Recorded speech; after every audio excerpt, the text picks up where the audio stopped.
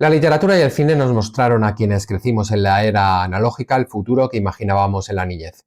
Leímos Yo Robot, 1984, vimos las películas Odisea 2001, Blade Runner, Terminator, Robocop, Westworld, convertida en serie de éxito muchos años después, y por supuesto Matrix, libros y filmes que narraban distopías, contaban relatos de ciencia ficción que percibíamos como posibles y con la sensación compartida que algún día la humanidad estaría en alguno de esos escenarios, con nuestra presencia o sin ella.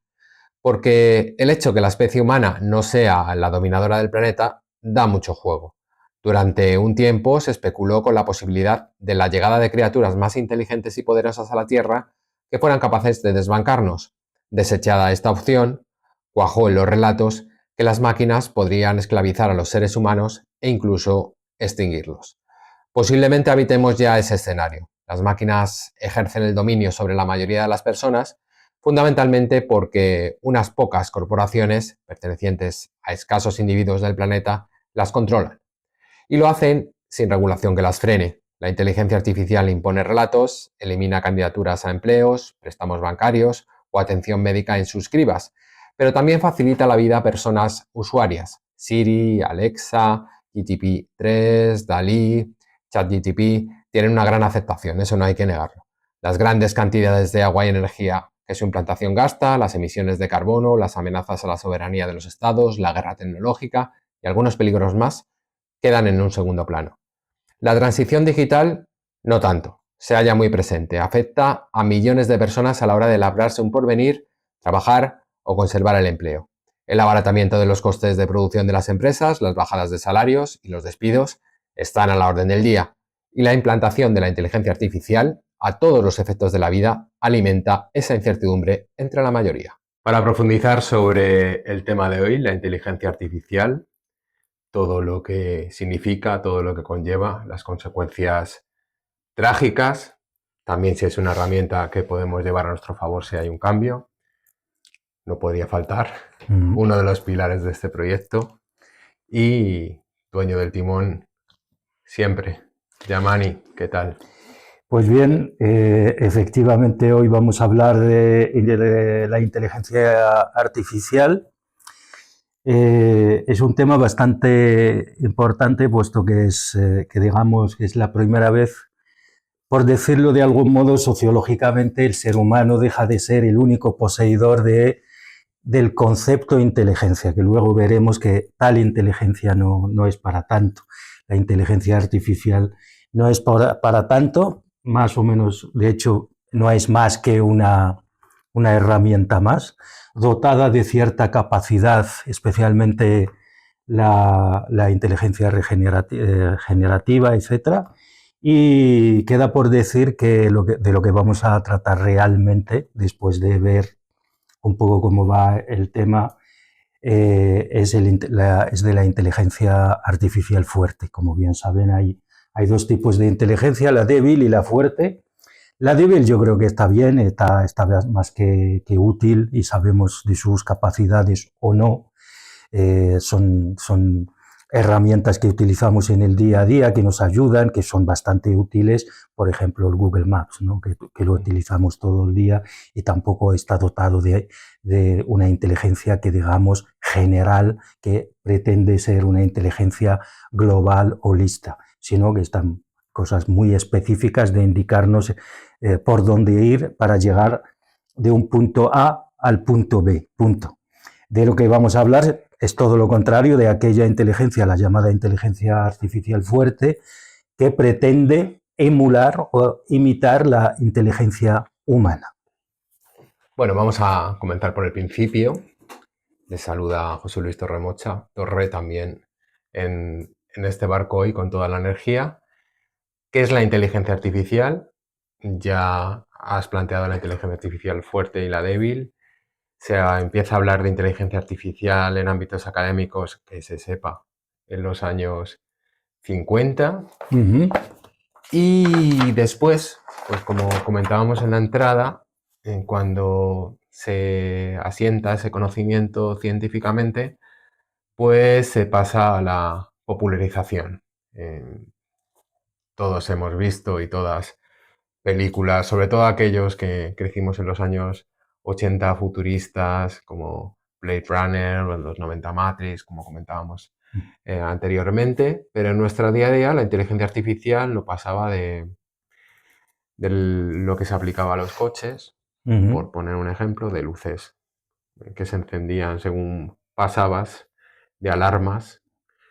Esto en los años 90 pasó pues a otro escenario como las transcripciones, como escribir en una tablet y que te reconociera la letra, o, aunque es más propio del 2000, el Google Traductor. Lo que sí es cierto, Yamani, que en la última década se ha dado un salto, tanto en la inteligencia artificial débil, lo que, pues de alguna manera, todos, todas y todes abrazamos, estemos más de acuerdo en desacuerdo, como son los algoritmos que nos salen en las plataformas, como el Google Maps, al que hacías tu referencia, como otras aplicaciones que te reconocen la canción que te gusta, para pasar a una inteligencia artificial mucho más fuerte que ya está determinando nuestras vidas. ¿Me he dejado algo? ¿Determinar nuestras Bueno, vidas? sí, De verdad. habría que señalar también más allá de lo que es la propia... Nosotros lo que pretendemos sobre todo es hablar de la parte sociológica y el planteamientos filosóficos de lo que es la inteligencia artificial, puesto que adentrarnos en el mundo de lo que es la inteligencia artificial nos llevaría probablemente muchísimo tiempo explicarla. Pero sí, más que preguntarnos, creo, no lo sé, más que preguntarnos de qué es la inteligencia artificial, yo creo que deberíamos preguntarnos de qué está hecha. No hay que olvidar que la inteligencia artificial, al final, insisto, es una herramienta. Es una herramienta, para nuestra desgracia, hemos antropomorfizado. Y cuando escuchamos, por ejemplo, cuando escuchamos hablar de cualquier app de inteligencia artificial, ChatGPT, etcétera, etcétera, le otorgamos características humanas, como si detrás no hubiese nadie más, como si estas inteligencias, estas herramientas, desde mi punto de vista, hubiesen evolucionado como el ser humano en la naturaleza. De hecho, han conseguido imponer que son máquinas pensantes. Claro, pero no es verdad, no es verdad. Al final de lo que está hecha la inteligencia artificial son modelos matemáticos, algoritmos matemáticos, al final se reducen a modelos que a través de, yo qué sé, de modelos de factorización matemática consiguen reducir un tema complejo a datos concretos, a miles de factores, y que luego ese algoritmo analiza. Pero sobre todo hay un elemento y acaba generando, por ejemplo, textos que no ha hecho más que acudir a otros miles y miles y miles de textos que ya están allí, digamos, analizarlos todos ellos a través de un modelo matemático de factorización o de lo que sea, y generar otro texto, pero que en el fondo este mismo texto último está basado en los demás textos. Y cuando te dice que la máquina aprende... Esto es lo que llaman el modelo de Machine Learning, que es la retroalimentación a través de, por ejemplo, de la Big Data, ¿no? Pues porque estos modelos matemáticos, estos algoritmos tienen a su alcance cantidades ingentes de datos que están en la nube, que están en nuestras redes sociales, que están en Internet, que están en muchas máquinas. Hay ordenadores incluso personales, y que esos modelos matemáticos y algoritmos no hacen más que juntar, y en base ya a modelos previos y a lenguaje muchas veces informático, convertir en textos. o mejor dicho, lenguaje algorítmico, convertir en textos que finalmente parece que son nuevos, tienen esa capacidad de generar textos o incluso fotos o incluso analizar datos que parecen que son cosas nuevas, ¿no? Pero que en el fondo no son nada nuevos, son cosas que están basadas en otras cosas que hemos hecho tú, que hemos hecho yo, que este programa que hacemos aquí, ese podcast que hacemos aquí, finalmente acabará en la nube o donde sea, llegará algún chat, algún bot de estos, algún algoritmo, lo analizará, lo convertirá en cosas junto con otros miles y miles y miles de podcasts y posiblemente el nuestro, que es muy, muy modesto, acabará ayudando a un algoritmo, a una inteligencia artificial a generar un podcast muchísimo más avanzado y muchísimo más contundente y con muchísimo contenido que tú y yo estamos hablando hoy sobre la inteligencia artificial. Y la cosa es sencilla porque claro, es que estos algoritmos, estas máquinas a través del aprendizaje automático o machine learning tienen mucha capacidad de acceder a datos y analizarlos en base a técnicas matemáticas que nosotros mismos les hemos dado, no han generado nada nuevo.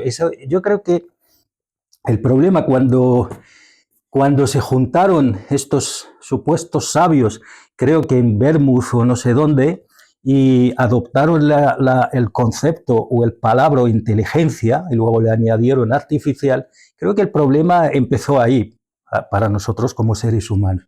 Porque ahora cuando pensamos en cualquier chat de estos conversacionales, enseguida nosotros mismos le otorgamos una capacidad casi mágica. Y claro, porque estas cosas te responden de una cosa dentro de una racionalidad humana. Entonces, es inevitable pensar que tienen cierta racionalidad detrás, al menos racionalidad, una razón instrumental detrás, como la tenemos nosotros. Pero están absolutamente lejísimos de lo que podríamos denominar inteligencia, porque inteligencia es algo mucho más amplio. Y inteligencia emocional, digamos, ¿no? No tiene, eso es imposible, porque una máquina... Pero ya hay gente que dice que se ha enamorado.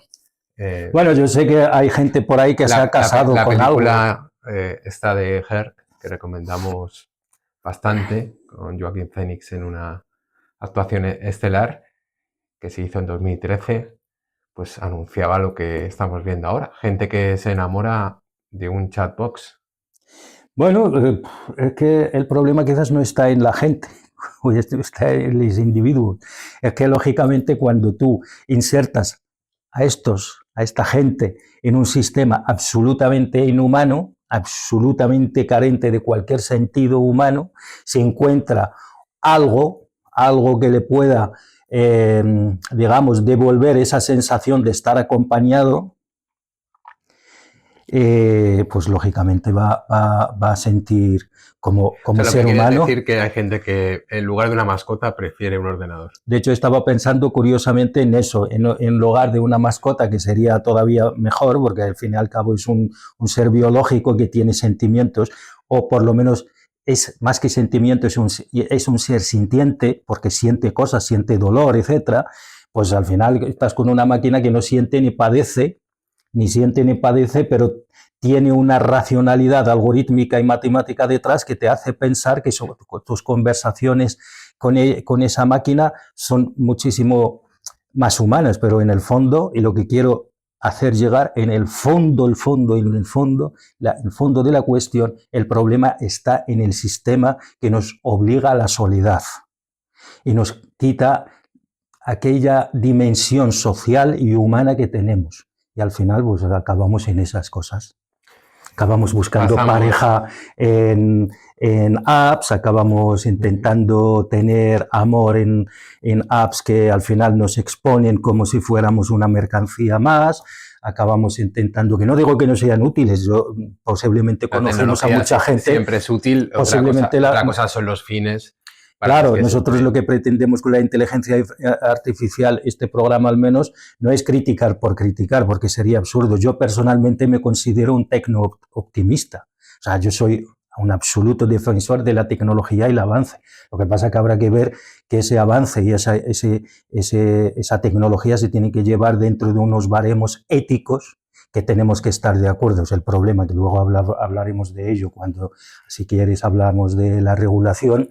Veremos que no es el caso. Vamos a hablar antes del algoritmo. Lo has citado anteriormente. Algoritmos para que en ese sistema racional elaborado por hombres y mujeres te lleven al lugar que te interesa, desde pues ver una determinada película, dirigirte hacia un texto que te interese, un artículo, un libro, etcétera, etcétera, hacia, aunque esto también lo incluye, directamente el consumo. Esa sería una parte, digamos, suave, entre comillas. O cosas peores de que entre el consumo. comillas, porque ya hemos derivado a un algoritmo que eso lo tiene que saber toda la gente que nos ve. Si están buscando trabajo, la inteligencia artificial va a cribar su currículum. Sobre todo si se sube a ciertas plataformas, y si no se sube también, ya se va a cribar. Pero vamos más allá de eso. O sea, depende de que te concedan un crédito hipotecario porque se hace una criba, o casos mucho más graves que tienen que ver con la vida, como la salud. Bueno, sí, efectivamente, la inteligencia artificial puede ser una enorme oportunidad, como cualquier otra tecnología que los seres humanos hemos ido inventando a lo largo de la historia. El problema es que cuando el problema de esa tecnología, hablando concretamente del algoritmo, pues tiene muchas implicaciones y algunas veces, digamos, tienen que ver con la ética. El algoritmo, como ya he dicho antes, al fin y al cabo es un modelo matemático que se basa en la factorización, múltiples, analiza, reduce las cosas a su dimensión básica y las analiza y a sus factores básicos, y los analiza en función de ciertas cosas. Ejemplos básicos serían, es muy interesante, por ejemplo, en los sistemas sanitarios, donde la inteligencia artificial puede ayudar a que ciertos procesos pueden ser ágiles, por ejemplo, en diagnósticos, etcétera, etcétera, incluso en pronósticos pueden ser muy ágiles y pueden ayudar en enfermedades muy importantes. Pero nunca pueden sustituir al médico. No, porque claro, tiene que haber... Quieren llevarnos a que nos atienda una pantalla. Nosotros queremos guardar y salvaguardar el papel final del vigilante supremo, que es el ser humano. Esa es la idea. Pero luego hay una cosa, por ejemplo, vayamos a un ejemplo, sería, por ejemplo, tú y yo nos presentamos, somos gente de un barrio popular, nuestros padres han trabajado toda su vida, han hecho un gran esfuerzo para que vayamos a la... Es un ejemplo ficticio, ¿vale? Pero es perfectamente aplicable. Han hecho un gran esfuerzo para ir para mandarnos a la universidad, etcétera, etcétera. Pues terminamos la universidad. ¿Qué pasa? Que llega un momento en que tenemos que dar ese salto, digamos, cualitativo en la formación académica, en la cual, pues, un máster, por ejemplo, muy especializado en una cierta materia, pues nos cuesta, yo qué sé, pues nos cuesta 12.000 euros, porque son másteres muy especializados. Y si hacemos este máster, seguramente acabamos trabajando y acabamos en una empresa con un salario muy bueno, y salimos, por decirlo de algún modo, salimos de esa rueda de la pobreza y esa situación, e incluso podemos arrastrar a nuestros familiares a una situación económica holgada. ¿Qué pasa? Que cuando vamos a pedir un crédito al banco, el banco, a través de un algoritmo, lo analiza en función de nuestro código postal, y sale nuestro código postal de tal barriada, de Sí, tal eso. ciudad. Si a eso le añades un apellido, Claro, si a claro. eso le añades si eres hombre o Sí, sí, mujer. yo estoy reduciendo al máximo para que los entendamos. Salimos tú y yo pues de tal barriada, pues no voy a decir nombres de barrios para no hacerle de menos a ningún barrio, Barrios de los que estamos muy pero orgullosos, sí, sí, además. claro, claro.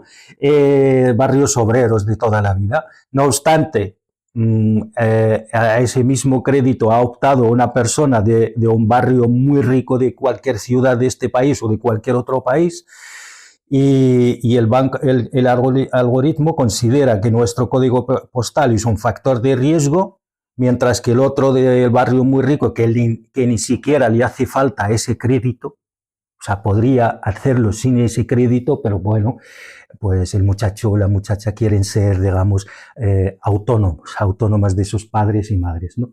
Al final acaba otorgando ese crédito a esa gente de ese barrio rico. No les hace falta. Tú y yo, que sí que necesitamos ese crédito, acabamos en ese máster, acabamos trabajando al final, pues hemos perdido la oportunidad de salir de ese círculo vicioso de la pobreza o de la marginalización, o por lo menos no tener un trabajo al que realmente aspirábamos y que podíamos perfectamente acceder, si no fuese por la situación, por un factor que es el código postal. Entonces, bueno, pues ese es el peligro, digamos, de cara a la igualdad de oportunidades, de cara al mercado laboral. Si a eso, como bien has dicho antes, le añades un apellido considerado a lo mejor racializado, por lo tanto, ya de antemano se considera que es poco viable financieramente para devolver el crédito, por ejemplo, mi apellido, etcétera, etcétera, pues llegamos a un momento en que se reproduce esa espiral donde la oportunidad, digamos, la igualdad de oportunidades desaparece. Y no podemos echarle la culpa al algoritmo, porque el algoritmo con lo que le hemos programado es, en base a unos datos objetivos, tienes que darme una respuesta racionalizada. Y lo que ha hecho en este caso, pues efectivamente, este barrio, pues vive gente que yo considero inviable financieramente para devolver el crédito. Y ya está. Y esos sesgos que se generan cuando hablamos de la población migrante. Te quiero señalar otra cosa, perdóname que te corte. El problema, además del algoritmo, actualmente todos sabemos que quien se ha hecho con el algoritmo es la ultraderecha, la extrema derecha y el nuevo fascismo, ¿no? Bueno, eso sería la elaboración de contenidos. Pues claro, Ahora pues cuando estamos... tú vas y quieres elaborar un contenido o quieres acceder a un libro, a lo mejor o vídeo, lo que sea, solo te aconseja libros relacionados con un cierto sesgo ideológico. Sí, evidentemente. Hay un señor Elon Musk que, por cierto, nos ha quitado el veto esta semana. Sí. El programa anterior sí lo pude subir a su red social. Qué bien. Y ya no estamos vetados, pero bueno, no vamos a ser complacientes de todas maneras con el señor Elon. Te quería pues sacar el tema de la migración, porque sabes que se dice, yo creo que erróneamente, cuando dicen no, es que los migrantes pueden saturar los centros hospitalarios, y uno de los argumentos de meterse en esa rueda es decir, no, si los migrantes son población joven, que no los van a saturar, y nos meten en ese debate generalmente tramposo. Pues en Estados Unidos se sabe que la inteligencia artificial ha sido utilizada en hospitales, y cuando iba una población migrante se daba por hecho de que la mayoría es población joven sin grandes problemas, y el algoritmo y la inteligencia artificial automáticamente en muchos hospitales los situaba en pacientes leves. Eso tiene muchas lecturas, evidentemente. Una es un error de concepto, que podría ser aplicable a la inteligencia artificial porque recopila datos, y evidentemente la población migrante en su mayoría es joven y generalmente pues tiene menos enfermedades. Y otro que es más siniestro y también cuadra, que es a pacientes que tienen enfermedades graves, catalogarlos como leves en un sistema que está privatizado para trasladarlos a la pública o sacarles más dinero. ¿Qué opinas de todo esto? Bueno, eso es el sesgo del que estábamos hablando antes. Claro, sí, no tiene más explicación. Antes estábamos diciendo de qué está hecha la inteligencia artificial. La inteligencia artificial tiene una relación absolutamente intrínseca con la Big Data, las bases de datos disponibles, sea en la nube, en Internet y sobre todo también en nuestras redes sociales. ¿Qué es lo que se maneja en las redes sociales? Pues en ese debate público que se ha dado ahora mismo con Trump en el gobierno de Estados Unidos y con toda esa ultraderecha que ha llegado, pues uno de los debates es eso, qué consecuencias tiene no solo en los sistemas sanitarios, sino en el sistema de seguridad de los servicios sociales, etcétera, etcétera, etcétera, el mantenimiento de las pensiones, todo eso se ha dado. Entonces, como la inteligencia artificial se alimenta de esos datos y de esos textos y de esos megadatos que se han generado en el espacio, digamos, cibernético, por decirlo de algún modo, pues al final va a reproducir sesgos. A mi juicio, esto no es más que un sesgo que podría, en este caso, podría de algún modo decir que, bueno, que podría llegar a favorecer, porque yo la verdad que pensaba que me ibas a decir que automáticamente les rechaza directamente porque no son asegurables. Ese sesgo ya lo habrían pasado. Sí, sí, claro, otro algoritmo les habrá hecho otra criba, ¿no?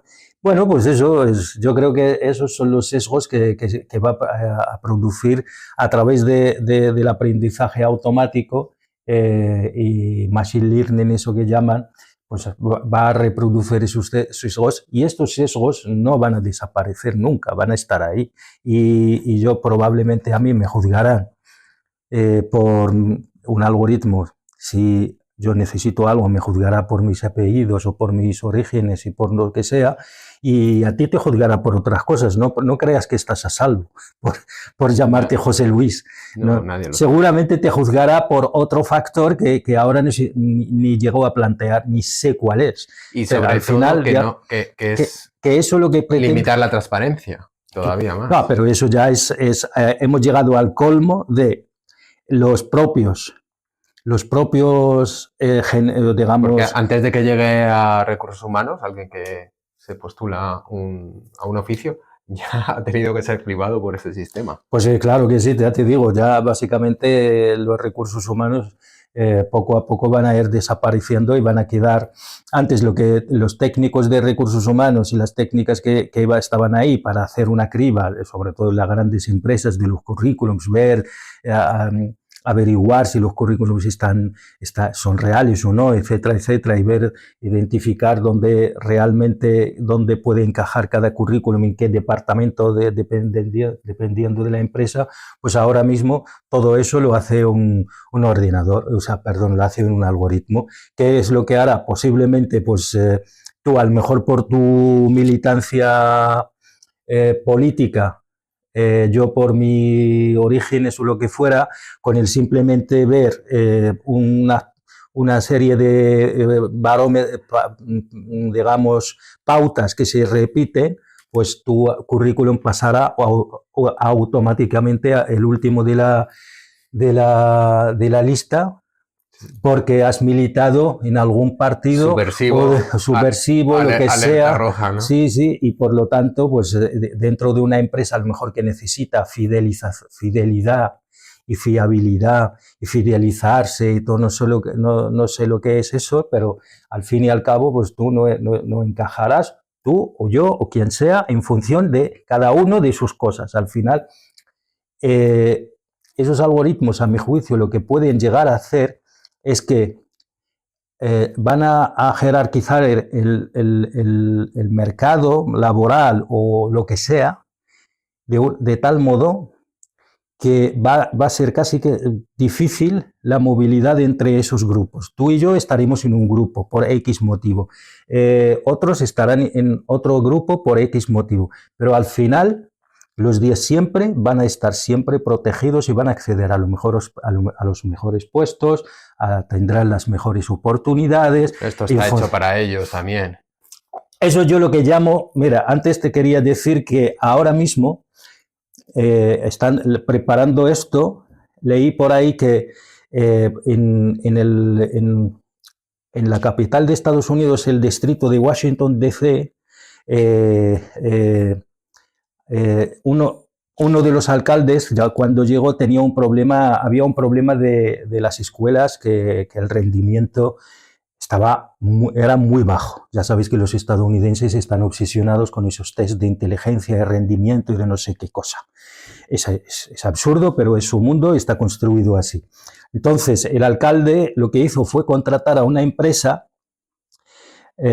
para elaborar precisamente una especie de programa informático para ver qué es, mejor dicho, hay contratado una empresa para asesorarle en temas de educación. Esa empresa de asesoramiento le sugirió que el problema estaba en el profesorado. Entonces, que no se le ocurrió otra cosa que contratar a otra empresa de informática, de programación informática, para que elaborara un programa de tal modo que pudiese evaluar los profesores. ¿Y cómo lo hacía? Seguía la evolución de los alumnos de un año para otro. Si el alumno o la alumna este año tenía solo 10, el año siguiente bajaba su rendimiento, el problema era del profesor.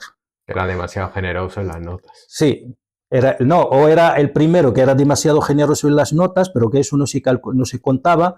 El problema era del siguiente, del año siguiente, porque era mal profesor. Como que el año pasado sacaba buenas notas y este año ha bajado el rendimiento del alumno o la alumna en cuestión. Pues que se descubrió que los profesores y las profesoras, llevadas por el miedo a perder su trabajo, eran muy generosos, todos ellos generosos con las notas. Al final, por miedo, por coacción. Que te puedan despedir. Claro, porque en Estados Unidos es muy fácil despedirte de la función pública, porque trabajan por contrato, no como aquí, no hay funcionariado. Aunque aquí también está llegando. Sí, a través de la concertada. Y también en las universidades. Sí. Porque los presupuestos son los que son y los profesionales tienen una temporalidad terrible y malas condiciones. Ya. Entonces, ¿qué es lo que hicieron algunos profesores y profesoras que éticamente les parecía, digamos que les parecía todo ese sistema muy poco ético? Dijeron, bueno, pues nosotras vamos a seguir con el alumnado nuestro haciendo lo que hemos hecho toda la vida.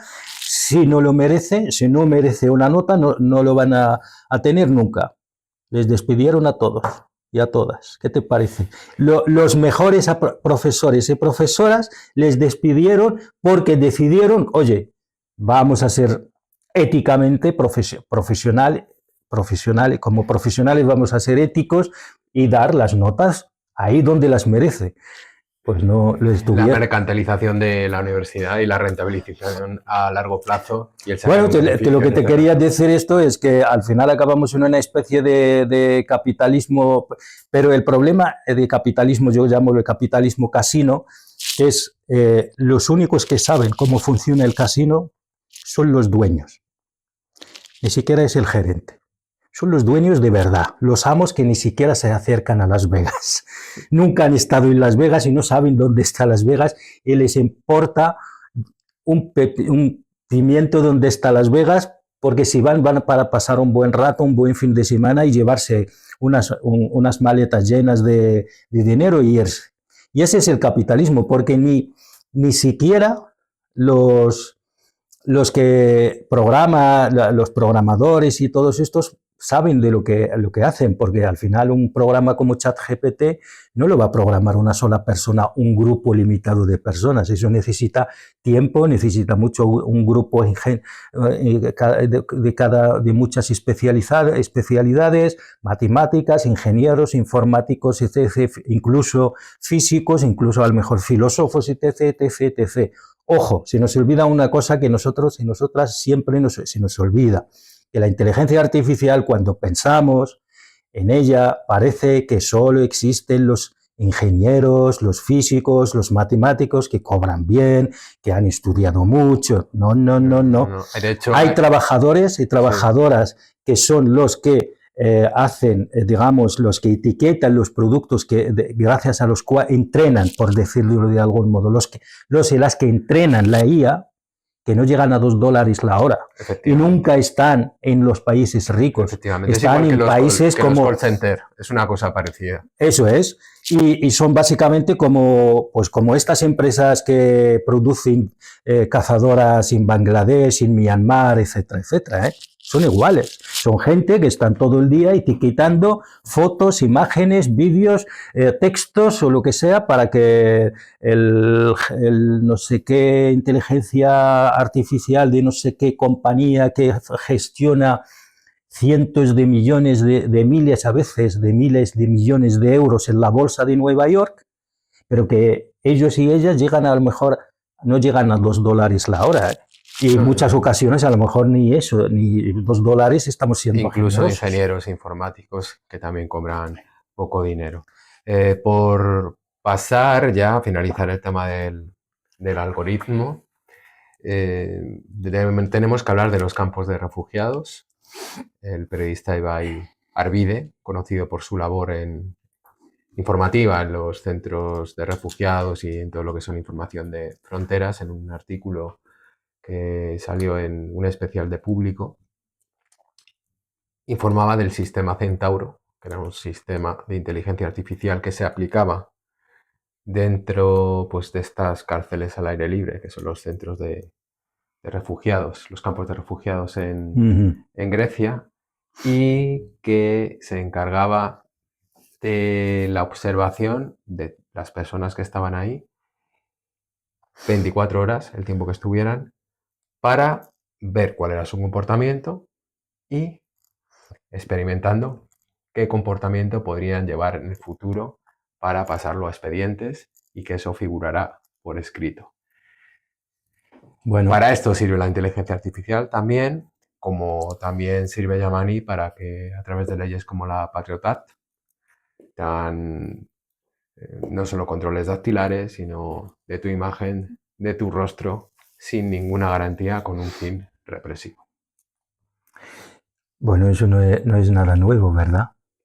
No, pero bueno, hay que hablar de ello, ¿no? Pues claro, si eso, todo esto va muy, muy ligado. O sea, la inteligencia artificial antes hemos dicho que es una herramienta, ¿verdad? Que no le otorguemos capacidades sobrehumanas. Una caja de herramientas. Para mí ni siquiera llega a ser una caja. Un mecánico inteligente. Es una herramienta que puede ser utilizada en un sentido o en otro, que funciona en base a es verdad que no es cualquier herramienta que cualquiera pueda fabricar, ni cualquiera pueda, a veces ni siquiera cualquiera puede usar.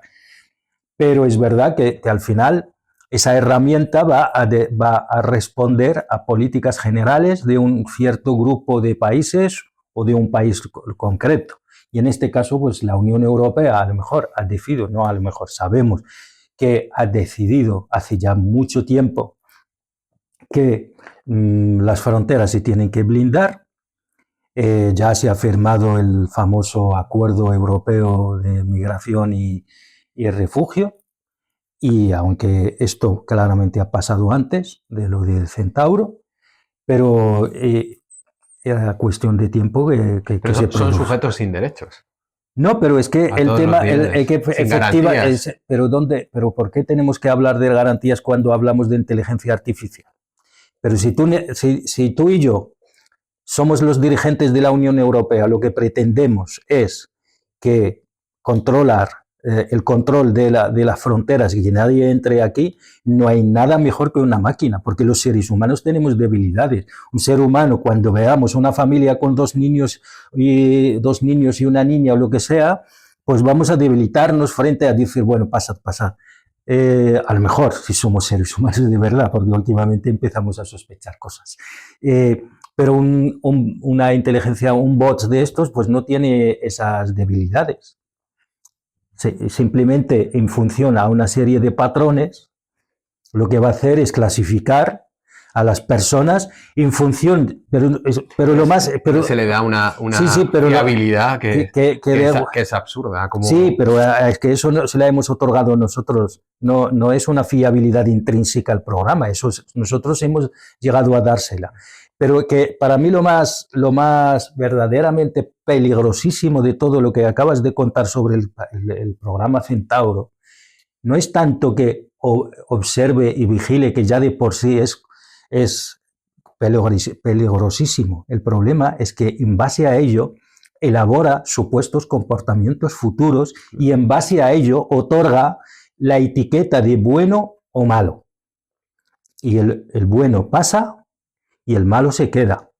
Posiblemente el malo es el que merece pasar porque a lo mejor si vuelve a su tierra es el más amenazado, que para eso es el sistema de refugio. O sea que en el sentido estricto lo que está haciendo Europa es deshumanizar el tema del refugio, que por cierto no lo está haciendo única y exclusivamente con inteligencia artificial en este caso. O sea, eso ya es una cosmovisión que se ha instalado en toda Europa. Me atrevo a decir, no, sí me atrevo, es una cosmovisión que se ha instalado en todo Occidente y ya está. Y a partir de ahí van a buscar nuestras dirigentes, van a buscar mecanismos para sentirse lo menos aludidos posibles, de tal modo y eso es el peligro real de inteligencia artificial.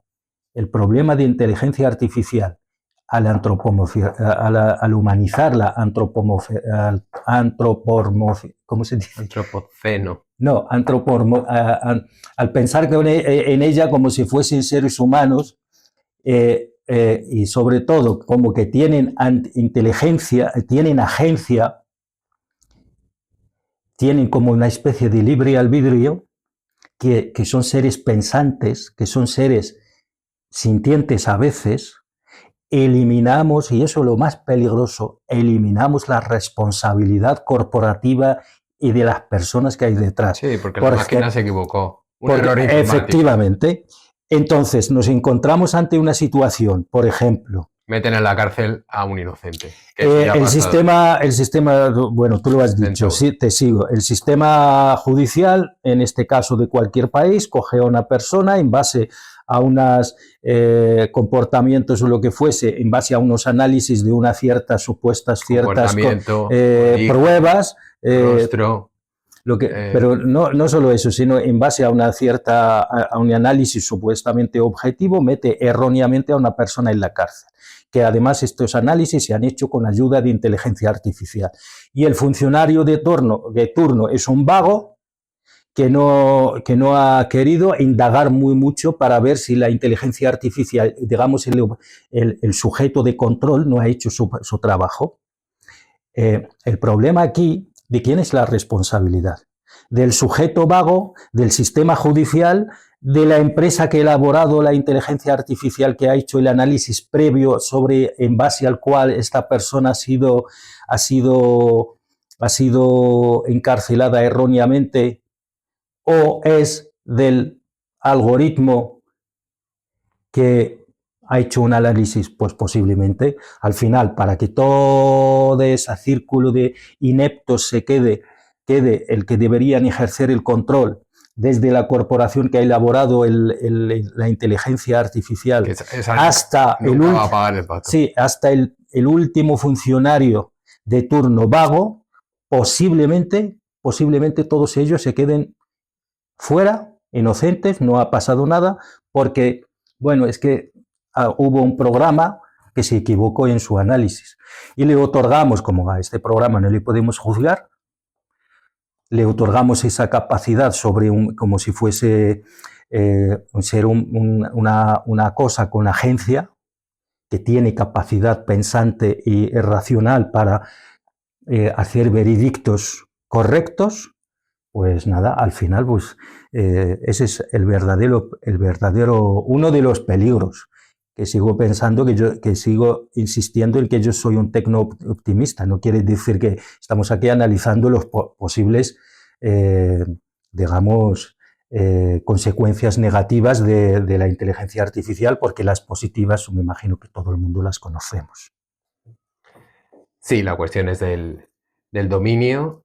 Precisamente ahora mismo estamos amenazados por un monopolio de la Big Tech, de las compañías de la Big Tech, Big Data y demás, y les estamos haciendo el trabajo, porque cada vez que usamos estas aplicaciones gratuitas, les ayudamos a avanzar en que mejoren su empresa sin retribuirnos absolutamente nada, por supuesto. Además, estamos contribuyendo a contaminar más y a hacer daño al planeta. Eso es algo que nunca se contempla en estos centros de datos, al igual que cuando desechamos un móvil, nadie sabe exactamente dónde termina. Y ahí podemos hablar de regulación. Ha habido aparentes tensiones entre la Unión Europea y Estados Unidos, sobre todo de esta administración Trump, porque decían que la regulación aquí era demasiado estricta. ¿Tú ves que es estricta la regulación aquí contra las multinacionales, sobre todo contra Google, Amazon, etcétera? Estricta. A ver, no se trata tanto de ser estricta, sino de cómo se está haciendo y qué se está haciendo y qué se puede hacer realmente. No, en cuanto a la inteligencia artificial, no regula quien quiere, sino quien puede. Ese es el problema de la inteligencia artificial. La Unión Europea es cierto que ya lo hemos señalado alguna vez aquí, que la Unión Europea es muy conocida por su éxito regulador. Y es verdad que la Unión Europea, mientras el resto avanzaba en tecnologías y en generar nuevos conocimientos y nuevos digamos, valores añadidos en términos tecnológicos, la Unión Europea, como no podía seguir el ritmo, lo que ha hecho es, vale, vosotros haced lo que queréis, seguid avanzando en todo lo que queréis, pero nosotros al final, como somos el mercado más importante del mundo, al final os regularemos y no podéis vender en mi territorio y yo estoy tranquila. El problema de la Unión Europea, como no ha podido seguir el ritmo de las inteligencias artificiales, pues no le quedó más remedio que regular. ¿Qué pasa? Que, como ya he dicho, no regula quien quiere, sino quien puede. Hay un ejemplo muy conocido, de hecho, curiosamente lo ha hecho un ministro de derechas de este país, Bert, si bien nos acordamos, intentó en su momento regular una cosa que creo que era el Alphabet o algo así que hizo Google, que era la propietaria de este programa. Pues se fue del país y no volvió hasta el año 2022, cuando la Unión Europea como tal se hizo cargo. El Consejo Europeo, no sé si es el Consejo Europeo o el Consejo de Europa, creo que es el Consejo Europeo, lleva años intentando regular el tema, el problema que nunca llega a acuerdos. La Unión Europea tiene ventajas, pero también tiene desventajas, que son muchos países que tienen que regular una cosa que ni siquiera sus propios creadores ya saben lo que es. Entonces ahí está el problema. Entonces en esta cosa de la regulación, digamos que solo hay tres polos que pueden regular y cada uno pues hace lo que defiende sus intereses. La Unión Europea lo que hace normalmente es la lógica de la Unión Europea, siempre establecer controles previos, de tal modo que tú, antes de llegar a establecer un producto o a introducir un producto en el mercado europeo, tienes que haber superado una serie de protocolos y una serie de controles, como en el caso de las medicinas, etc., la Agencia Europea de la Medicina, etc., cualquier producto. Para llevar la etiqueta CE tiene que haber pasado una serie de eso. Eso lo que es la regulación ex ante, ¿no? Luego está el gigante chino, que tiene otra forma de pensar, otra forma de de regular, que es regular a nivel local. Entonces los chinos lo que hacen es básicamente tal provincia si va a especializar en robótica, pues tienen que regular ellos en materia de robótica. Otra se va a especializar en materia de inteligencia artificial, pues tienen que regular el tema de la inteligencia artificial. Digamos que es una regulación más local.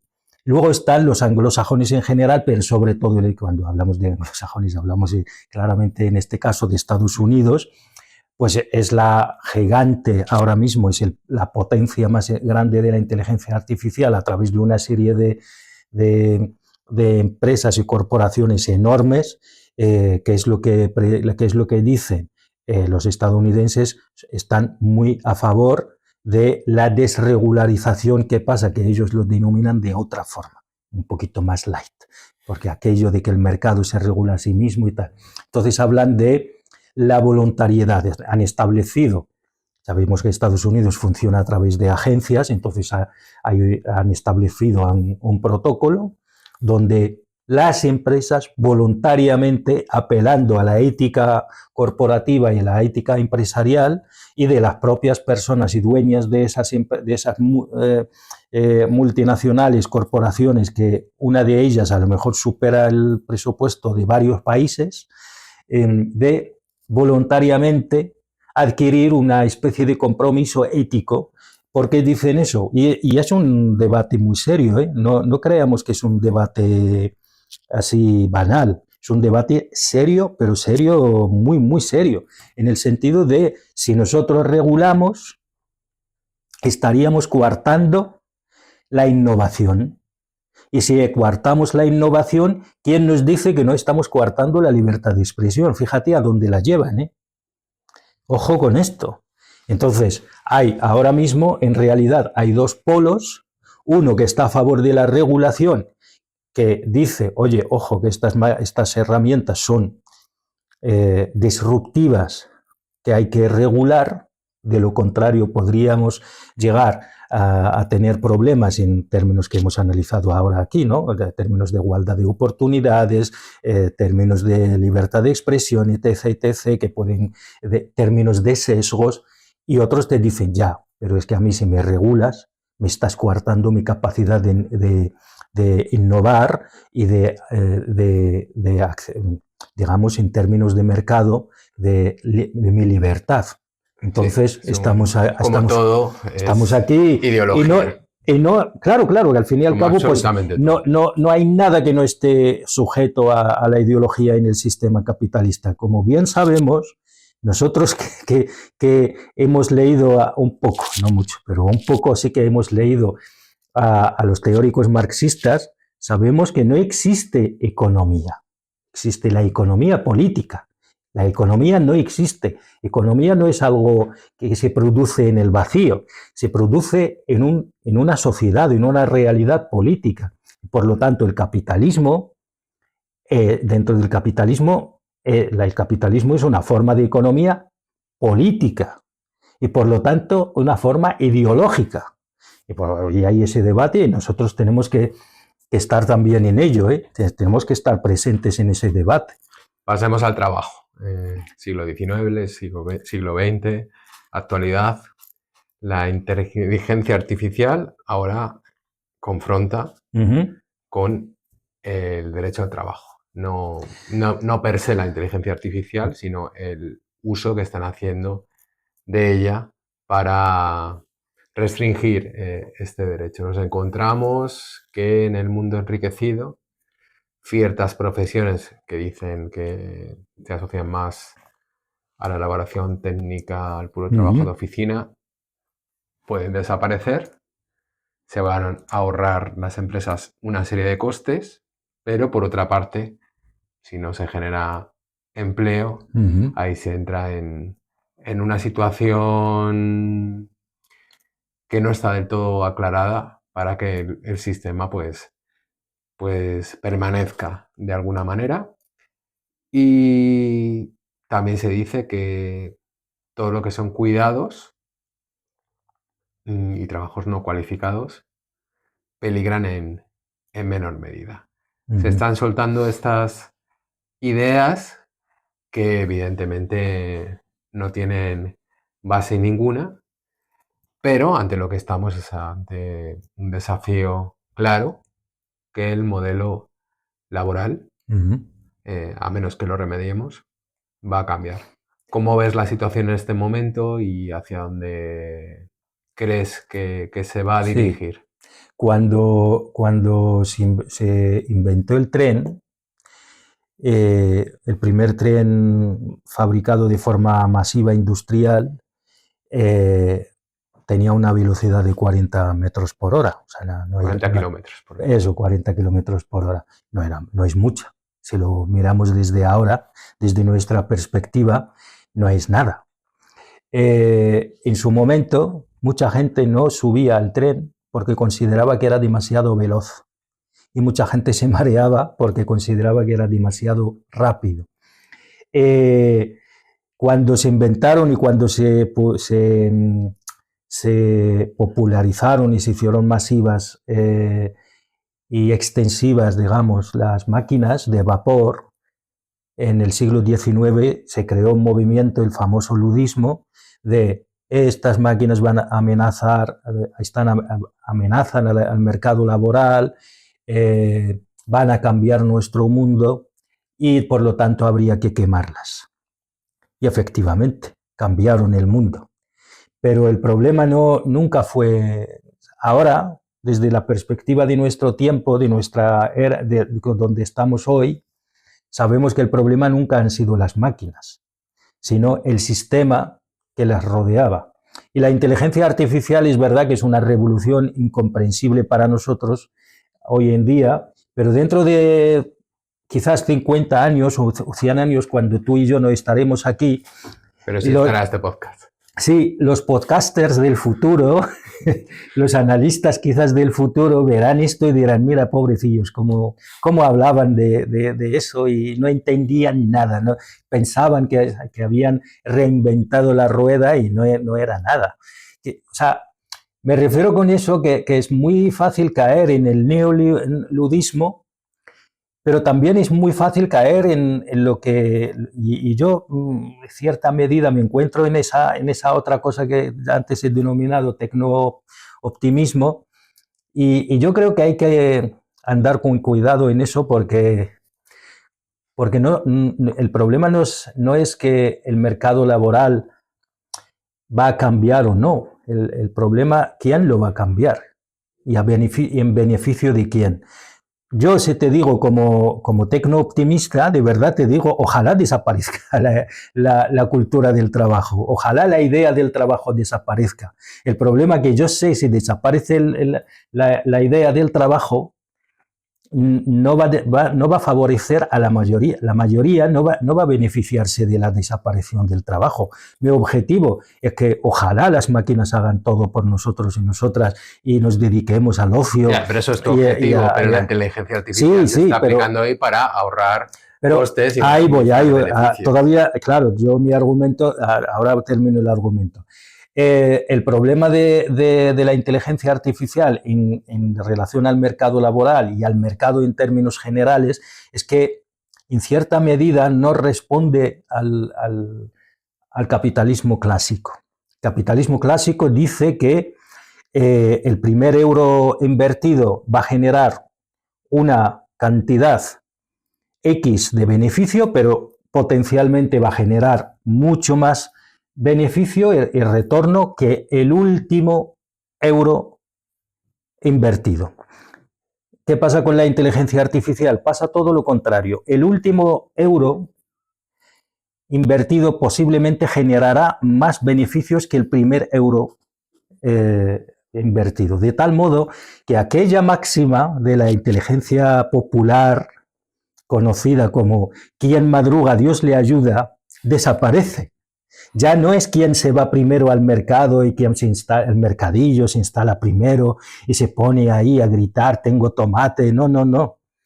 Posiblemente quien llegue el último es quien se va a llevar realmente el mayor beneficio posible. ¿Por qué? Porque la inteligencia artificial funciona en base al beneficio generado a través de la acumulación del conocimiento. Es decir, cuanto más más invertimos, más conocimiento generamos y el último dólar o el último euro invertido es el que va a generar más beneficios. Y eso es un peligro enorme. ¿Por qué? Porque la inteligencia artificial, para llegar a ella, se necesita una enorme cantidad y una ingente cantidad de inversión de dinero.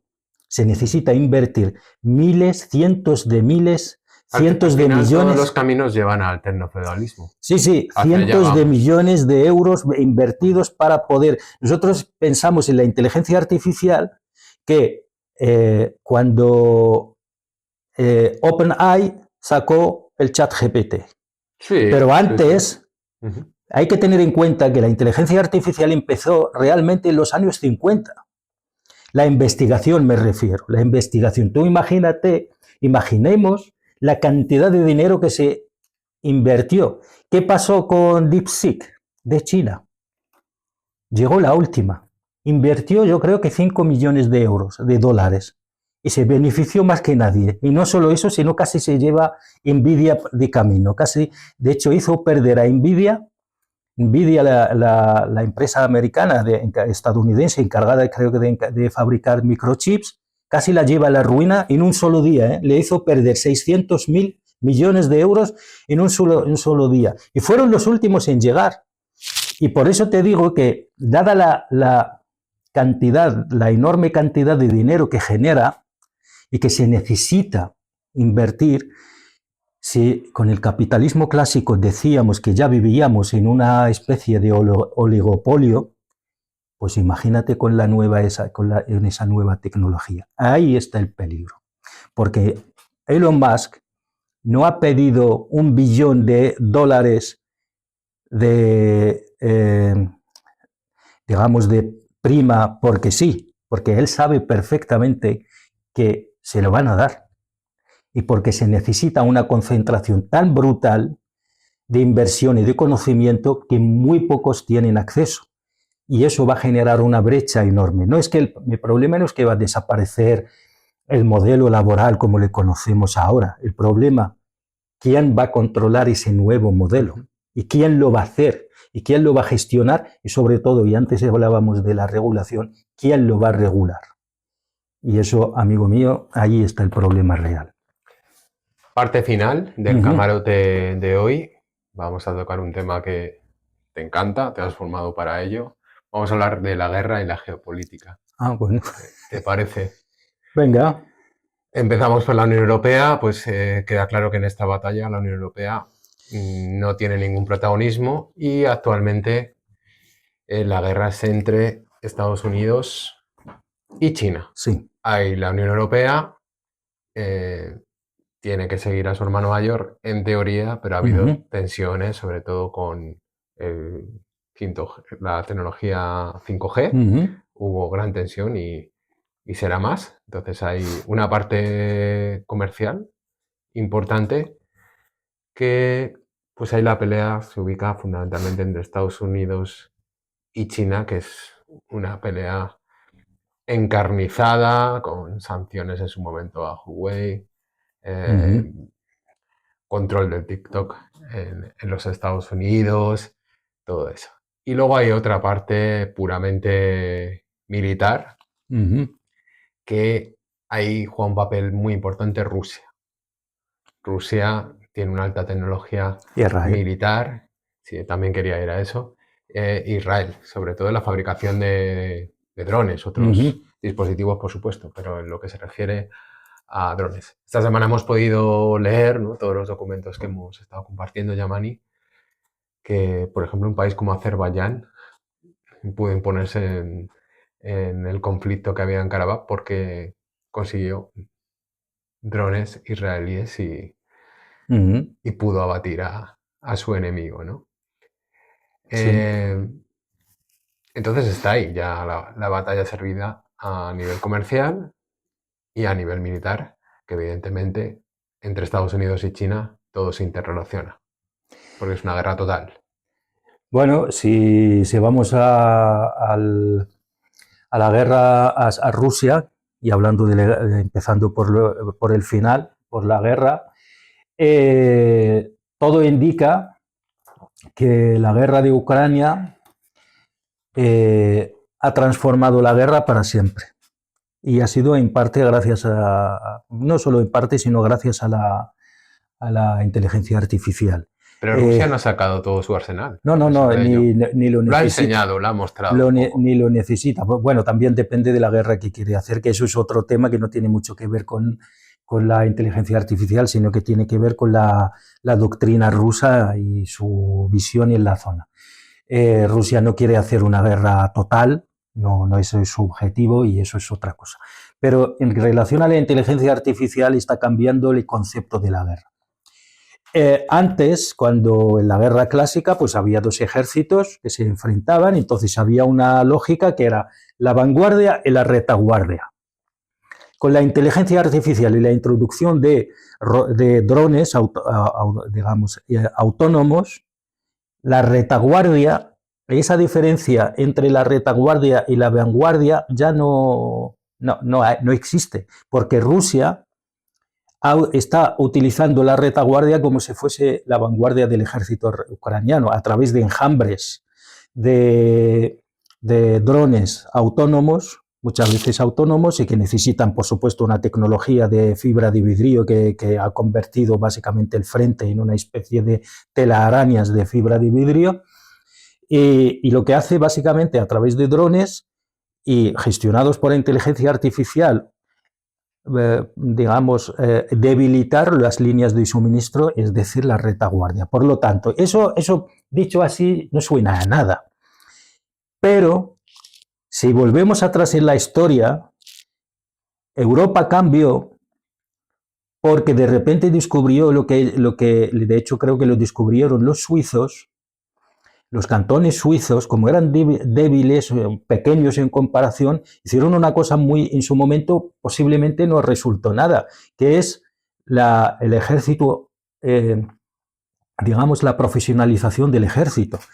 De repente se abandonó la leva, aquella famosa forma de ir a la guerra, que era la leva, por un ejército permanente profesional. Que esos pequeños cambios fueron los que hicieron de Europa, y también, aparte, y gracias, también a causa o gracias al enjaulamiento sociológico europeo, de la población europea, eso es lo que hizo de Europa durante mucho tiempo, llevó Europa a lo que más tarde se llamó el imperialismo europeo, ¿no? Pues posiblemente esos pequeños cambios no nos resultan muy así ahora, muy importantes, pero ojo que están cambiando la concepción de la guerra. Y si eso lo relacionamos, por ejemplo, con lo que pasó en Gaza, todo indica que en Gaza posiblemente entre el 60 y el 70% de los edificios han sido completamente destruidos o total o parcialmente destruidos. Y no solo, sino que el 30% restante no creamos que está en mejor situación. Y parece ser, presuntamente, que en parte ha sido por el uso de la inteligencia artificial. Israel, el ejército de defensa israelí, utilizó inteligencia artificial, concretamente el Gospel, concretamente el Levander, y concretamente, por ejemplo, otro programa que se llama Where is Daddy, ¿no? Que estos programas lo que hacen, simplemente, por ejemplo, el Gospel, creo que lo que hacía era simplemente, en base, uno de los programas que he mencionado, en función de una base de datos de decenas de miles de personas, lo que hacía era analizar quién potencialmente pertenece a Hamas o tiene relación con Hamas o con la yihad islámica, y por lo tanto esa misma tecnología lo convertía en un objetivo, abatir o no, dependía de lo que daba ese algoritmo en ese momento. Este señor parece ser, por los factores que le han puesto la gente que lo ha programado, ¿no? Parece ser que tiene todas las de pertenecer a la yihad islámica o Hamas, por lo tanto se convierte automáticamente en un objetivo a abatir. Otro programa, que en este caso creo que es el Gospel, Evangelio, lo que hacía era básicamente analizar digamos, el mapa urbano y decir, aquí este es un objetivo potencial a bombardear. Y te hacía un mapa de objetivos y así era mucho más eficaz en términos de guerra programar bombardeos. Y a diferencia de las formas clásicas de fijar objetivos y tal, que te llevaba un cierto tiempo, te llevaba una acumulación de información de inteligencia, cribación de esa información, clasificación de esta información y luego el uso de esta información.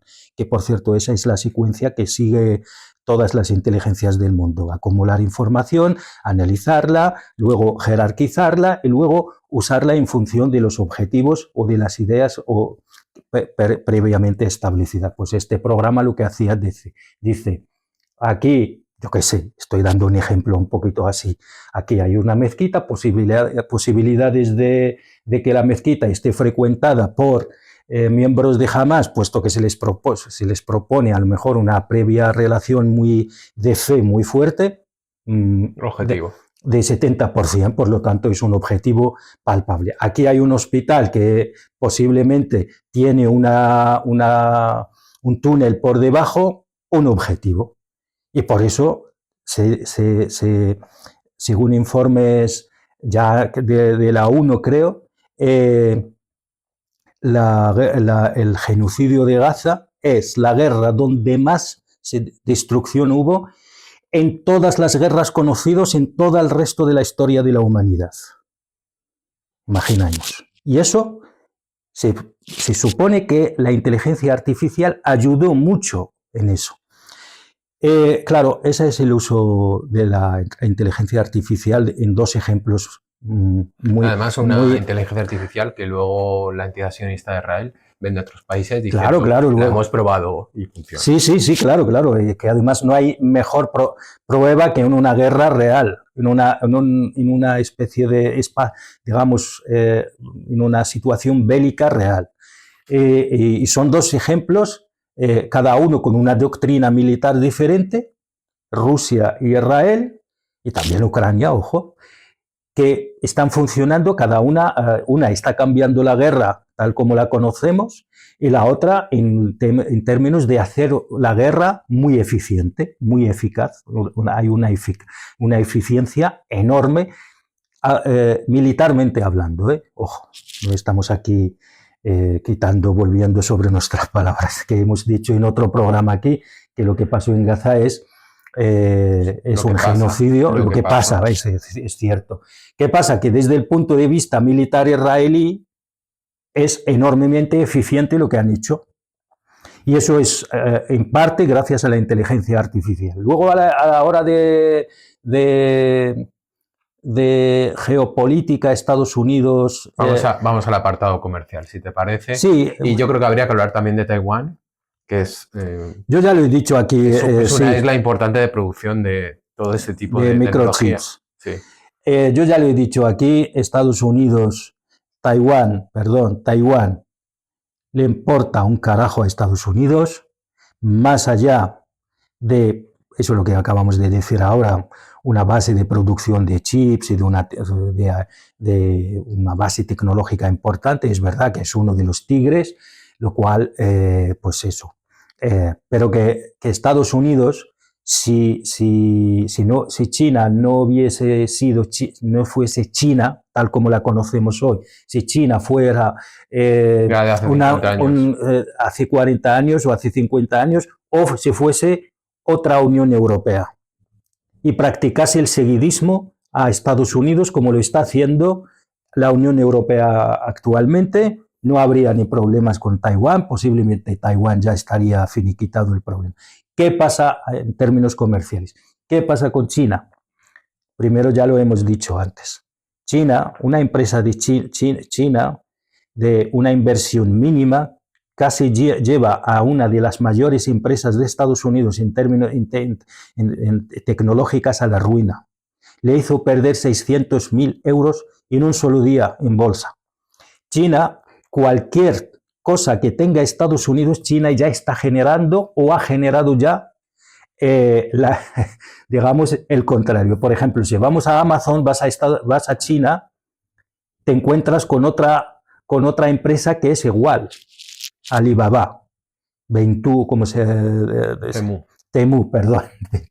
Alibaba también es otra. Sí, sí. O sea, está el otro tema que es el yuan electrónico, que el sistema del dólar estadounidense, que primero fue Bretton Woods, luego fue el sistema petrodólar, una de las formas de acabar con él es porque China es una alternativa, pero sobre todo China es una alternativa a nivel ya no solo comercial, eso ya lo sabíamos porque es un imperio comercial, pero también es una alternativa en términos de modelo político. La semana pasada, cuando hablamos aquí de la generación Z, ¿no? Hablamos como eso. Hablamos de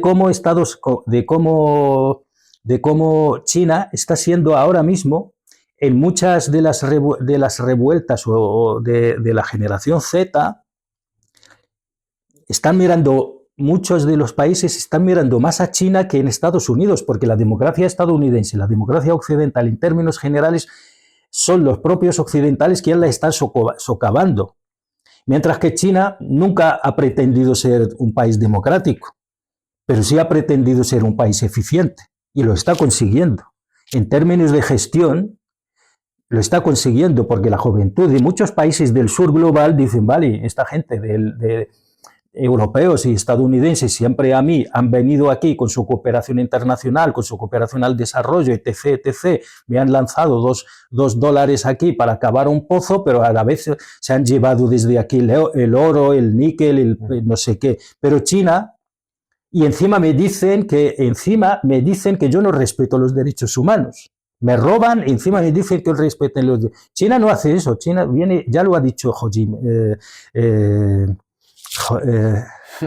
iba a decir. Ho Chi Minh, ¿no? No, Xi Jinping en la última cumbre de Asia. Aquí no hay hegemonías, aquí no hay pequeños ni grandes, aquí hay beneficios mutuos. Eso es un discurso que, a mi juicio, es histórico. Un país de una potencia como China les dice a sus socios, yo no quiero ser hegemónico. Que posiblemente sea discurso sin más, pero es que eso Estados Unidos nunca lo ha hecho, ni eso. Estados Unidos directamente viene y te dice, o sigues el modelo estadounidense o te voy a invadir, como lo está intentando hacer ahora con Venezuela. Entonces, volviendo al tema comercial, pues clarísimamente China y Estados Unidos están en pugna porque China está ofreciendo una alternativa en todo, incluida la inteligencia artificial. ¿Llevará esto al enfrentamiento militar? Bueno, yo creo que no, sinceramente. Creo que llevará a lo mejor a lo que llamaríamos guerras becarias o de baja intensidad.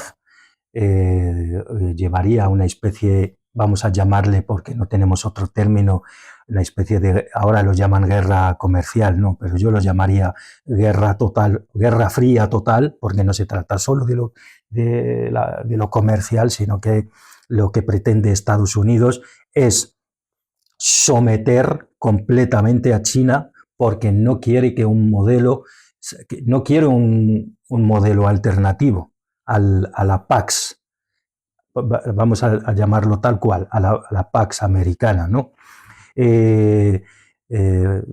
Entonces, lo que pretende Estados Unidos es esto, y lo que pretende China es, yo voy a ofrecer un modelo. Y lo está consiguiendo, ¿eh? Bueno, pues con esa reflexión me ve un poquito de agua Yamani. Traga. Maravilloso. Creo que podemos echar el cierre del programa de hoy. Pues hemos intentado abarcar un tema muy complejo y muy amplio como la inteligencia artificial, transversal actualmente a todas las personas que manejan dispositivos móviles y que habitualmente se mueven con el acceso a Internet. Y pues desarrollamos este trabajo con la idea de compartirlo, de también conocer sus reflexiones. Nos pueden seguir a través de nuestra web, transatlántico.org. Y aquí seguiremos desde este puerto, desde la periferia de Europa. Pronto, más pronto que tarde, volveremos a navegar por otros lares, así que de nuevo agradecerles su compañía en este rato, poco más de una hora, y esperarles a la próxima edición. Querido Yamani, ¿algo más que quieras agregar? Sí, una última reflexión, si Que te no sea muy parece. larga, si No, puede muy ser. rápido, muy rápido. El lema de Facebook, Meta actualmente, decía lo siguiente: moverse rápido, romper cosas y piensa luego. Nosotros queremos que esto sea al revés. Pensemos primero, pensemos luego y pensemos después.